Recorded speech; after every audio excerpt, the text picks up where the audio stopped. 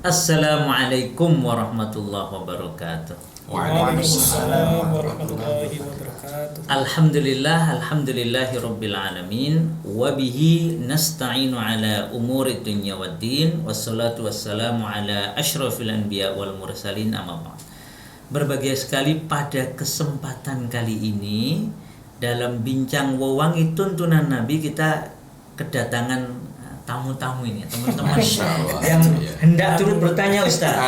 Karena setelah pembicaraan sekian kali tentang wewangi tuntunan Nabi, ternyata ini ya ada informasi-informasi yang mungkin perlu diklarifikasi. Ya. Nah, Tafadhal, mudah-mudahan bermanfaat. Mungkin ada barangkali seperti yang terjadi pada beberapa orang gitu ya. Tanya, saya pengen beli ini di mana atau mungkin nah, gimana ini? Ini silahkan ini ada Mas Febri, ada Mas Denis. Nah, monggo. Ada sesuatu yang mau ditanyakan berkaitan dengan wewangian.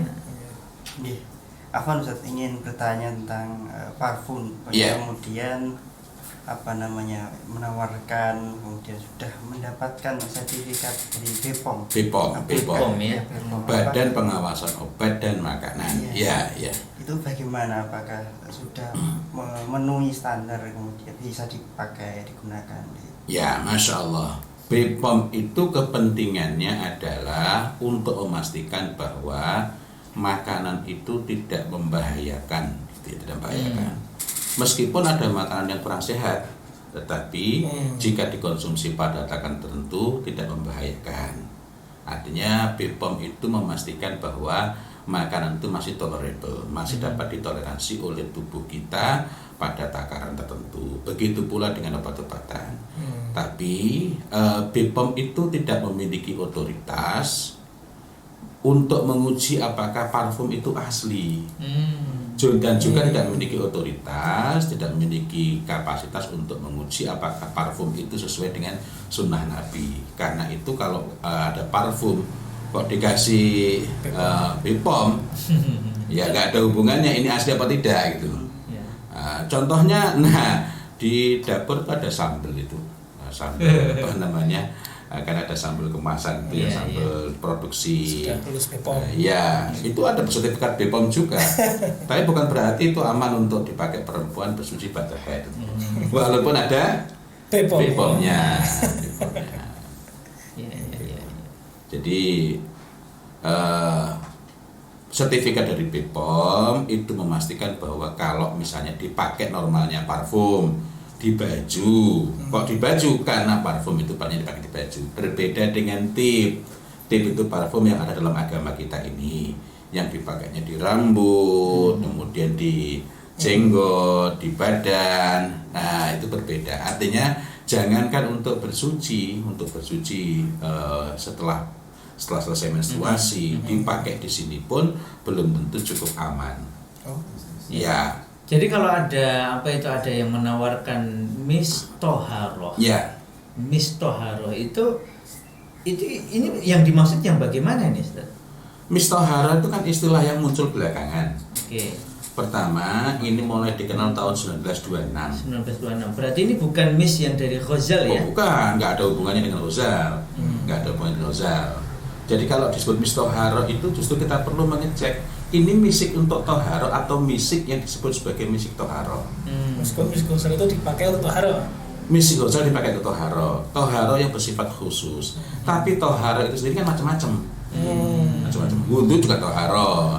Jadi kalau ada yang tanya, loh, kalau memang nggak bisa dipakai untuk bersuci setelah haid, setelah menstruasi, kenapa kok disebut sebagai misik toharo? Ingat, wudu itu juga toharo. Artinya toharo itu macam-macam gitu, macam-macam, dan itu dipakainya bukan pada wilayah tersebut. Ada yang sempat komplain juga, kalau memang itu nggak bisa dipakai, kenapa kok Surati misalnya, Surati ini salah satu pabrikan yang cukup terkemuka, tapi Surati itu basisnya bukan parfum pada mulanya. Basisnya adalah Surati itu jaringan perusahaan. Dia holding company, punya beberapa anak perusahaan yang total bergerak dalam bidang perminyakan dan kimia. Perminyakan maksudnya? Iya, berkenaan dengan kuning. eksplorasi migas. Bukan minyak wangi. Nah, kalau kita lihat di situs holding company-nya, maka parfum ini masuk kategori pada chemical.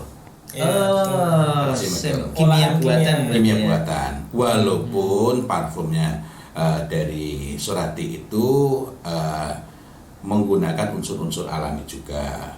Surati itu juga punya bisnis yang sangat bagus dalam bidang industri makanan dan lain-lainnya. Dan cakupannya sangat luas, Kalau kita tengok misalnya kita ke Madinah atau ke Mekah, maka kita juga akan menjumpai tokonya Surati dua macam. Kalau kita ke Mekah misalnya, kita menemukan toko Surati yang sifatnya premium, sehingga nggak menemukan yang botol-botol itu. Nah, bisa minta tolong, itu kan ada botol-botol itu. Oh iya. Artinya itu ya botol Surati itu ya. Nah, Ya, yang kaleng Surati itu. Ya, ada macam-macam itu kan. Nah, Ini selain yang di sini juga ada teman-teman yang di situ, jadi iya. termasuk yang lihat juga di rumah masing-masing ya. Nah, ini mungkin kan Surati juga. akrab ya. Akrab. Kita dengan Surati model. Dan ini. Surati itu sangat fair. Ini Masya ditulis external use only. Artinya bahwa ini pakai tinta merah lagi, warna merah, lainnya hitam. Bagian bawah ini hanya untuk bagian eksternal, itu ditulis dengan warna merah. Sekali lagi itu menunjukkan bahwa begitulah akhlak berjualan yang benar itu. Artinya memang memahami fikihnya jualan itu, memahami fikihnya jualan. Sehingga ketika saya mengatakan ada yang komplain, loh, enggak. Kalau pengen beli Surati yang di atasnya ini ya ada. Nah, di Madinah dekat Masjid Nabawi kita bisa beli satu kaleng begini, kira-kira ada yang 50 real, 52 real, sekitar 200.000 satu kaleng isi 100 mili. Nah, kita juga bisa mendapatkan produk yang premium 1/4 3 mili. Itu harga misalnya 500 real juga ada. Tapi itu adanya di Mekah, di kompleks Zamzam Tower itu. Kita naik ke arah Royal Darul Iman. Itu kita bisa menjumpai situ, bersebelahan dengan Amjad Al-Oud dekat situ. Nah, artinya mereka memang sudah sejak awal memposisikan. Kalau kita lihat di situsnya Surati, Surati ini memposisikan untuk menjual parfum murni. Murni itu tidak identik dengan asli, ya, non alkohol. Kemudian yang kedua, memang memposisikan diri sebagai pembuat parfum Faransi. Parfum-parfum ala Perancis tetapi non alkohol. Maka kita menemukan ada parfum yang semula itu muncul di Perancis, misalnya Roh Bakarat. Roh Bakarat itu adalah parfum yang diinvensi, ditemukan, diracik, peracik awalnya namanya François Codijang. Orang Prancis berarti ini. Orang Prancis tapi dia aslinya berdarah Armenia. Jadi keturunan Armenia, sudah menjadi warga negara Prancis. Dia mendirikan MFG, Maison François Codijang. Nah, yang meracik Bakarat Roh itu pada mulanya ada parfum oles seperti parfum Arab. Harganya satu botol 3.000 rial. Kok 3.000 rial? 3.000 euro. Sekitar mahal lagi berarti ya. Satu botol isi Saya lupa tapi nggak begitu banyak ya. bukan satu tua ya. Bukan. Lebih. Itu harganya kalau dirupiahkan kira-kira 50 juta. 3.000 euro. 5 tahun setelah itu kan booming, ini banyak yang cari. Akhirnya barulah dibikin versi semprotnya, versi spray. Itu eau de parfum, bukan parfum tapi eau de parfum. Eau de parfum artinya ini endeng-endengan, artinya eau itu kan semacam air. Kalau airnya kan bacanya gimana ya, saya ada L apostrof eau ya, itu berarti air yang kita minum. Nah, ini eau de parfum artinya cairan yang di dalamnya ada campuran parfumnya. Sehingga demikian bukan parfum murni. Parfumnya kan paling 10-12% gitu. Lainnya cairan, nggak mesti air. Kalau yang air, masya Allah masih bagus. Tapi yang banyak itu campurannya adalah alkohol. Nah, tapi kembali lagi, ini booming misalnya, maka versi non alkohol macam-macam itu ya, macam-macam kita bisa menemukan. Kalau di Arab ya biasanya mereka ini yang bikin. Nah, tapi kembali kepada BPOM tadi, Jadi itu tidak ada hubungannya dengan ini bisa dipakai bersuci atau tidak. Karena memang BPOM didirikan bukan untuk memastikan ini sesuai dengan sunnah Nabi atau enggak. Iya, iya. Karena BPOM itu kan identik dengan makanan, bukan berarti parfumnya juga bisa diminum atau bisa dikonsumsi ya. Nah, Ada BPOM-nya. ya sama halnya misalnya obat untuk pemutih, misalnya pemutih pakaian. Ada BPOM-nya. Itu walaupun itu sudah mendapatkan izin, bukan berarti boleh diminum. Wah, Kan bahaya sesuai itu. fungsinya. Iya, iya. Iya. Iya, artinya hal-hal yang memang sudah mendapatkan izin itu sesuai dengan peruntukannya. Karena itu kita jangan gegabah. Loh, ini sudah dapat BPOM loh, BPOM loh. BPOM itu lembaga kredibel, sangat kredibel untuk urusan-urusan itu.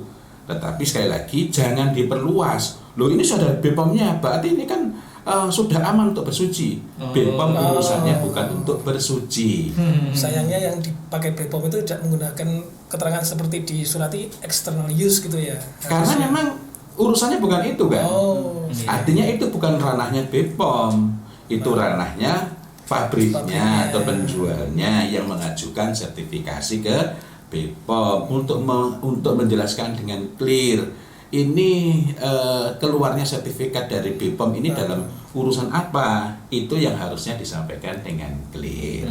Oleh penjual. Berarti harusnya parfum-parfum yang meskipun sudah mendapatkan BPOM dan Ya. dia berasal dari kimia buatan itu memberikan keterangan yang jelas. Memberikan Betul. keterangan Bahwa ini jangan dipakai di, mohon maaf, di tempat-tempat yang sensitif. Iya, iya. Konsumsi. Iya. Iya. Nah, itu ada yang memang menjadi ragu-ragu gitu ya. Gitu. Nah, ada lagi nih. Karena saya mau tanya juga. Iya. Ini saya pernah mendapatkan informasi bahwa ada yang juga menyebut misk toharoh. Mistoharo, ya. Dan di sini disebutkan kalau di misk yang ditawarkan ini ada keterangan yang menghidupkan anjuran Rasulullah agar muslimah mengusap kewanitaan dengan kapas Masya Allah. bermisk selepas haid. Masya Allah. Bisa juga untuk dilakukan setiap akan tidur agar selalu wangi sampai suami. Nah, ini bisa dipastikan keamanannya atau gimana? Kalau betul-betul mistoharo, aman. Maksudnya betul-betul mistoharo. Misk untuk toharoh. Karena mistoharo tadi Ya. istilah Ya. yang aneh ya Ustaz ya. Bukan Kalau- turunannya. Betul. Oh, enggak ada. Kalau di turunan. sini tidak Orang ada juga sebutan misk kosal. Kalau di sini nggak ada penyebutan misk kosal, hanya disebut misk toharoh. Nah, kalau gitu perlu dicek warnanya apa. Kalau misi Warna-warni. warna-warni. Saya pernah lihat itu ya, ada yang jualan itu ada yang warnanya hijau, warnanya pink, Betul. Iya. kuning, ada beberapa warna yang Sesuai selera warnanya. Oh, nah kalau soal warna saya punya ini. Ini warnanya. Tapi ini juga Ustaz. Nah, ini Wah, iya. Bentar. Tapi ini sama sekali beda. Iya. tapi ini bukan musik toharo ya. Tapi kan menarik Ustaz, warnanya kan. Nah, masalahnya adalah yang menarik untuk dipakai bersuci dan sekaligus bermanfaat bukanlah yang warnanya merah, kuning, hijau. Kalau yang ini jelas nggak bisa dioleskan kan? Ya, begitu pula segala macam yang disebut sebagai mistoharo, kok ada yang warnanya ungu, warnanya merah, warnanya orange, dan lain-lain, itu pasti bukanlah misik yang aman untuk toharo dipakai tersebut. Justru malah nggak. Dipakai untuk habis wudhu nggak apa-apa, ya. Meskipun kalau kita mau lebih safe, ya itu jangan dipakai di. Meskipun namanya misk toharoh. Nama itu tidak selalu mengindikasikan hal yang sama. Oh, karena Iya. fungsi toharohnya tadi bermacam-macam tadi. Iya, selain bahwa meskipun namanya mistoharo belum tentu bersesuaian, belum tentu cocok untuk dipakai habis toharo. Itu. Jadi itu nama. Karena itulah setiap kali ada klaim itu kita perlu mengujinya. Ini dari apa? Jangankan begitu. Misik yang betul-betul dari rusa itu ada dua macam. Pertama yang dari serbuknya, apa nyebutnya dia? Semacam grain ya, semacam itu. Grain ya. Apa nyebutnya? Bukankah harusnya memang yang disebut misik itu aslinya ya memang dari serbunya itu Ustaz? Rusa, iya. Nah, dari serbunya. Tetapi itu ini ya. kan yang di bagian yang nempel kayak agak kulit-kulitnya, itu kan heman-heman sayang sekali kalau dibuang. Butiran-butiran Iya, kayak gitu ya. kayak cangkangnya itu. Iya, Nah. itu kemudian juga diproses, menghasilkan Masya parfum yang berbeda. Nah, artinya walaupun sama-sama dari rusa, tetapi yang direkomendasikan, bukan yang direkomendasikan, yang memang kita disuruhkan untuk pakai wabil khusus bagi perempuan ba'da haid itu adalah yang dari grain, dari serbuknya itu. Nah, itu baunya Masya Allah. Ada 6 jenis rusa. Artinya kalau kemudian warnanya itu dari warna dulu, warnanya itu tidak mendekati warna itu yang dari grain tadi, patut diduga ini mengkhawatirkan kalau dipakai bersuci ba'da haid. Warnanya apa? Warnanya itu pertama hitam, yang kedua ada yang hitam kecoklatan, yang ketiga ada yang hitam kemerahan, yang keempat ada yang coklat kemerahan. Jadi kira-kira ada 4 varian, tapi warna gelap ya, bukan warna-warna terang. Betul. Nah, nanti ada lagi yang warnanya kalau diambil begini mirip sekali dengan darah, sehingga disebut sebagai misdam, misik darah. Ini yang dari bahan-bahan lain di luar grainnya tadi itu ya. Nah, Ya, itu walaupun itu misdam ghazal memang dari rusa, tetapi ini bukanlah termasuk yang direkomendasikan dipakai untuk bersuci bagi perempuan ba'da haid. Jadi dengan demikian, kalau ada yang menawarkan tadi mistoharo dan menyebutkan secara khusus penggunaannya untuk bersuci ba'da haid, untuk dipakai di area intim kewanitaan, ba'da haid atau setiap hari, maka sungguh kalau ada resiko-resiko semisal iritasi, itu yang salah bukan sunnahnya, tetapi yang salah adalah penjual yang gegabah dan pembeli yang ceroboh. Itu artinya apa nggak boleh jual itu? Boleh. Apa saya nggak boleh pakai? Boleh. Boleh pakai di mana? Di tempat-tempat yang aman, di saya sini. Meskipun tidak direkomendasikan, karena banyak parfum yang menyebutkan seperti itu sebenarnya lebih cocok untuk baju. Dari Surati atau dari nanti ada pabrikan lain yang lebih bagus lagi, itu bisa dipakai di kulit di tangan. Ya, di tangan. Tapi bukan untuk wilayah tersebut. Wilayah itu sangat sensitif, sangat peka, dan karena itu berhati-hatilah. Kalau ada yang mengatakan, tapi kan terserah saya. Kalau terserah saya itu urusan lain. Artinya siap resikonya. Tetapi kalau ada resiko, jangan menyalahkan sunnahnya. Ya. Karena dalam sunnah itu pasti penuh manfaat dan tidak mungkin mendatangkan madarat, tidak mungkin mendatangkan mafsadat alias kerusakan. Tapi ini Ustaz, ketika penjual dengan mohon maaf ya, dengan gegabah atau bahkan dia sudah tahu kalau itu bukan asli, lalu dia mengatakan itu asli, dan kemudian dia menjual sebagai barang asli padahal jelas abal-abal, ini kan sudah sesuatu yang buruk ini. Pertama, jualannya pasti gak barokah, karena di situ ada unsur tipu-tipu. Betul. Apalagi kalau disertai dengan sumpah. Nah, jadi ini sebenarnya contoh yang sangat menarik. Saya tempo hari sempat bertanya langsung ketika saya ke salah satu outlet Surati, dan ternyata sepertinya memiliki knowledge yang bagus. Saya tanya, dan ini bukan pertama kali. Apakah ini aman untuk bersuci? Bukan. Loh, kok namanya istoharo? Kamu pernah wudhu? Nah, wudhu itu bersuci kan? Oh iya. Jadi digunakan istilah toharoh karena pengertian toharoh yang luas.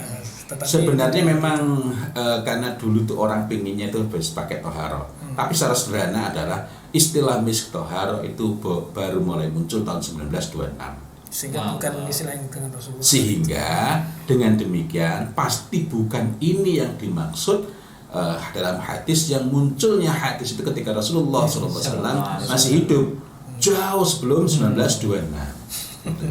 Masya Allah, alhamdulillah, ini gayeng ya.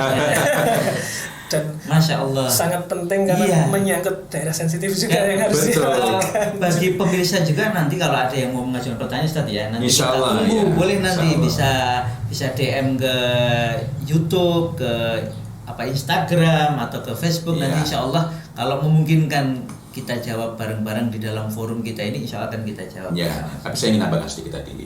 Apalagi untuk organ kewanitaan yang organ intim, betul, jangan sampai karena ingin memuliakan sunnah tapi dengan cara yang salah, malah habis bersuci mengusapkan misik yang sebenarnya bukan peruntukannya itu, dan memang itu bukan misik, tidak terbuat dari serbuknya ghazal tadi itu, akhirnya malah nggak bisa mesra, malah mendatangkan mafsadat. Itu kan musibah gitu ya. Iya. Musibah. Allah. Ya. Nah ini, Masya Allah, demikian Insya Allah. Semoga perbincangan ini bermanfaat. Amin. Mungkin bagi pemirsa yang sempat mendapatkan informasi yang seperti tadi ditanyakan oleh Mas Febri, Mas Denis, perbincangan ini bisa memberikan wawasan yang lebih jelas, dan insya Allah kita bisa menghindari keburukan dari memakai parfum yang abal-abal. Pakailah parfum yang alami. Itu saya hanya ingin menggarisbawahi lagi juga bahwa apa yang dilakukan BPOM itu benar. BPOM itu tidak salah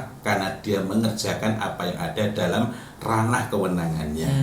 Gitu ya. Artinya bukan itu tidak dapat menjadi argumentasi kok dikasih sertifikat lisensi oleh BPOM, karena lisensi BPOM bukanlah lisensi mengenai apakah ini memang sesuai dengan Miss Ghazal yang dimaksudkan dalam hadis Rasulullah Muhammad SAW. Karena memang BPOM itu bukan lembaga untuk verifikasi keotentikan parfum dengan hadis Nabi Muhammad SAW. Alhamdulillah. Insya Allah kita lanjutkan di dalam kesempatan yang lain. Semoga bermanfaat. Wassalamualaikum warahmatullahi wabarakatuh. Waalaikumsalam Waalaikumsalam warahmatullahi wabarakatuh.